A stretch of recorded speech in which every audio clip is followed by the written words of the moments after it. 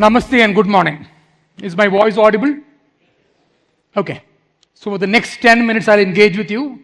But before that, great job, Sachin and Vikas Gupta ji, for on a Saturday morning, 200 CIOs, rapt attention.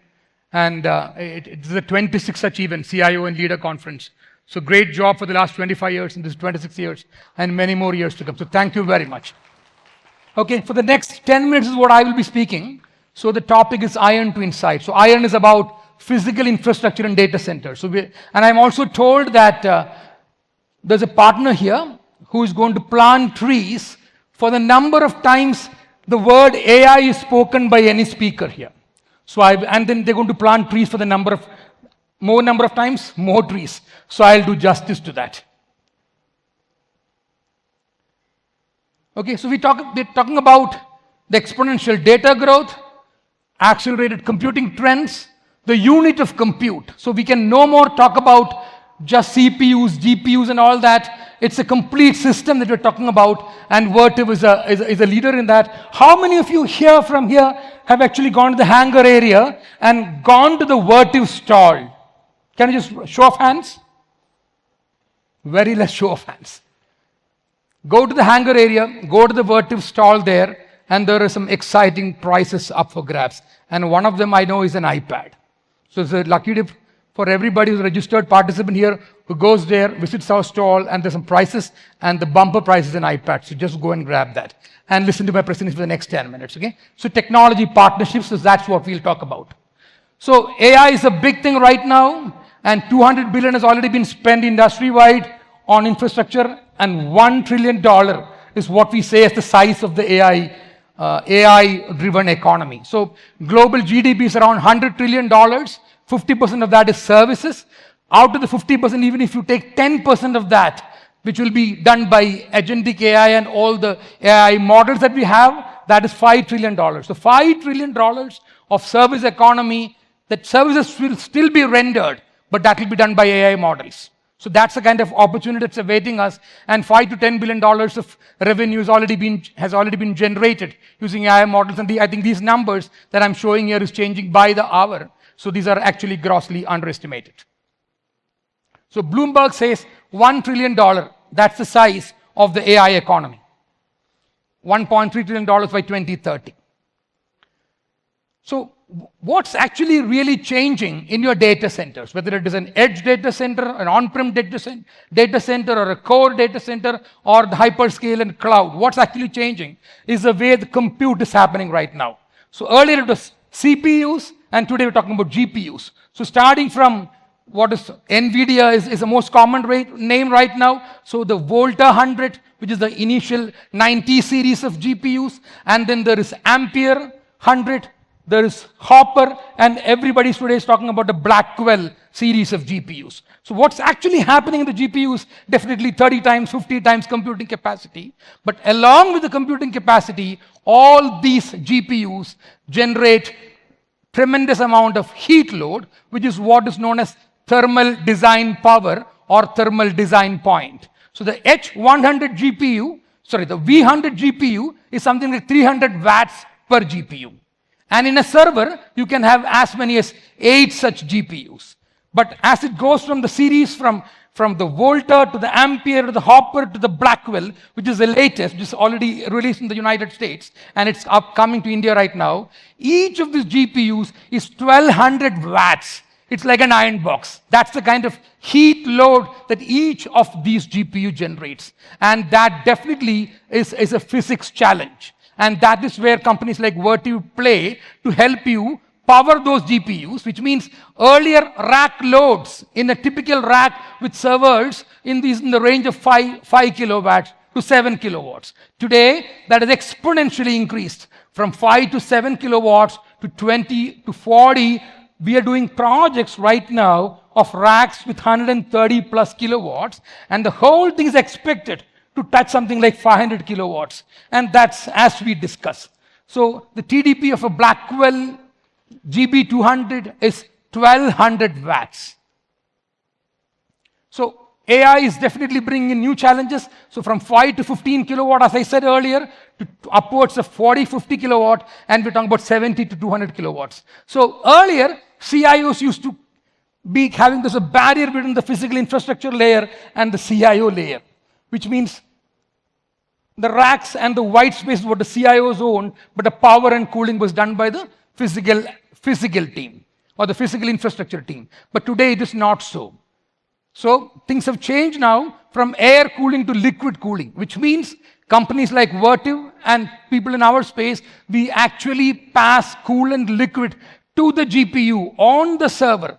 So the liquid passes up to the GPU, cools the server, takes the heat like sweat on the forehead, and then it is recirculated back. So today, the CIO cannot keep himself isolated from what's actually happening on the server because the liquid is actually going to touch the GPU on the server. So that's the kind of change that's happened in the last few years, and there are several projects delivered within country and outside country where this is happening right now, and the trend is catching up. So AI is all about, so I'm showing you 10 racks here, each rack of something around 13 kilowatt, and then what's happening is that one single rack of number of GPUs is 132 kilowatts. So that's the TDP or IT load on one single rack. And we have what is known as an NVIDIA NVL72 SuperPod that's displayed in the hangar area in the Vertiv stall. 132 kilowatt is one rack. So what we have actually shown there is 8 such compute racks, each of 132 kilowatts, and 8 network racks of each of 12 kilowatt. So total load in that SuperPod of NVIDIA, which is actually a Vertiv reference design, and wherever NVL72 with GB200 of NVIDIA is shipped out globally, comes to the complete Vertiv architecture with the Vertiv coolant distribution, and it is 1,152 kilowatt. It's 1.152 megawatt from that particular model that we have showcased over there, which is the real reference model. So 130 kilowatt is one rack, 8 such racks plus 8 network rack, and the SuperPod is 1,152 kilowatts. So AI is completely changing the game. So from 2024, 2029, what we are seeing is that from disparate systems, you could keep physical infrastructure away from the compute, network, and storage, but that is no more the case right now. Everything is hyper-converged. The compute, network, storage, power, cooling, bus bar, monitoring, asset control, asset tracking, everything hyper-converged into racks, and that's what the play is about, and that's what is happening in the industry, and Vertiv is a company, we actually lead in that.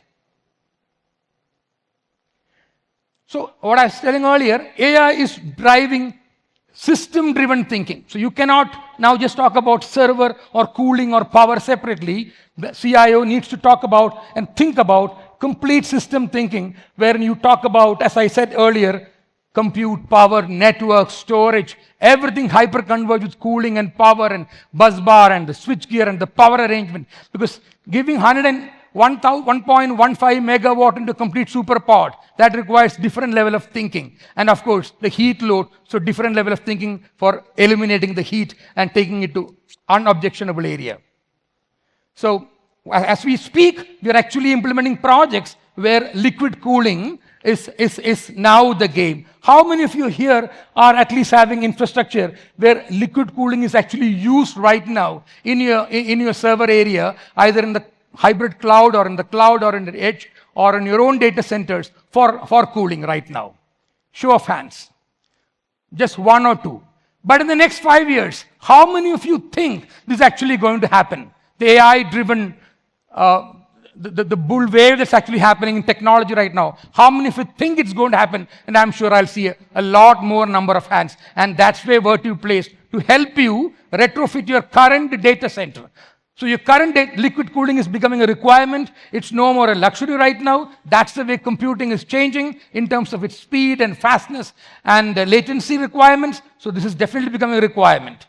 So what happens in a data center is that it's not just about liquid cooling alone. In a server, there are areas where the server also will need to be air cooled. So we are 60 years in this country, 60 years globally as Vertiv in our earlier names also. So we have technologies that can help you retrofit an existing data center, a low kilowatt rack one, to a higher kilowatt rack one using our technologies, and it will be a hybrid mix of air and liquid cooling, because there are parts in the server. For example, what I tell you is GPUs, PSBs, and CPUs. They'll be liquid cooled, but there will be still the power supply units, storage, memory, PCI, etc., which will still need air cooling. So we will have to have a hybrid of both liquid and air cooling. So this is all about it's not just about cooling alone, it's also about the powertrain, which means starting from your transformer to your MV switchgear, to your LV switchgear, to your rack PDUs. Finally, the servers need to have power supplies. The SMPSs need to be powered. So that's a rack PDU. So we have all this, what is green here is what we have in our portfolio to help you drive the power requirement from the MV switchgear up to the last mile on the server. So, and there are other challenges also in terms of powering, because AI loads are hunt a lot in terms of, in 1 second alone, they will do multiple times of very high peaks. That means the UPS system that you have today may not be enough. So you will need to rate and size your UPS to take care of these peaks of loads. And that happens. We've actually done a project for an Indian customer in an advanced computing kind of an application, where this was a challenge. It was a 36 kilowatt rack, but the rectifier system was completely getting rebooted, and we had to go and figure out as to how do you ensure that the power is sustained to the servers. So Vertiv has got expertise. I'll not get into the details of it. Please go to the stall and see this. We have got reference architectures, and we can also help you retrofit. So that's what I'm going to talk to you next about. We have got a solution where it's a one rack, 88 kilowatt, wherein there is liquid to the server, but air on one side, which means you already have infrastructure that's built with all your chilled water system or chilled or kind of a digital scroll or inverter system, which is giving air. So on one side is air, the secondary side is liquid. We have solutions for that. We then have solutions for 100 kilowatt rack, which again is liquid to liquid, which means on the primary side is liquid, on the secondary side is liquid. These are little technical terms. Please come to a stall and I can give you details of all of this. And then 100 kilowatt, 400 kilowatt, each rack of 100 kilowatts is a 4-rack pod.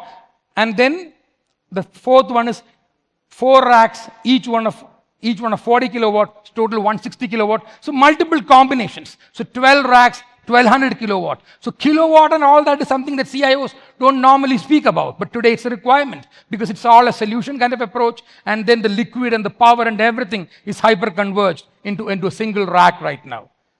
So a little about Vertiv. We are a global company, $8 billion turnover globally last year, one of the fastest growing companies in the S&P 500, and this year we are expected to touch something like $9.75 to $10 billion. But what I want to a little talk about is our strength, okay? So we operate in 130 plus countries, a lot of experience in implementing and helping customers go globally, not just consulting, but actually help you implement it and go through the journey and the entire data center architecture. So this is where we all play, starting from MV, LV switchgear onwards to the last mile on the server, which means from grid to chip and from chip to the air actually, to the atmosphere. How do you cool these chips?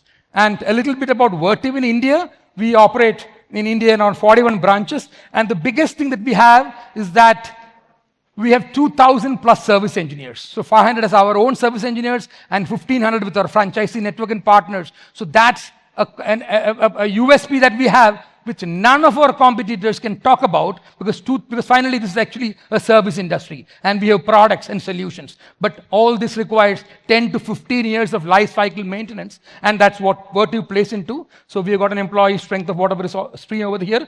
We have got a global R&D setup in Pune with around 750 engineers doing the next level technology solutions for the globe. Thank you very, very much.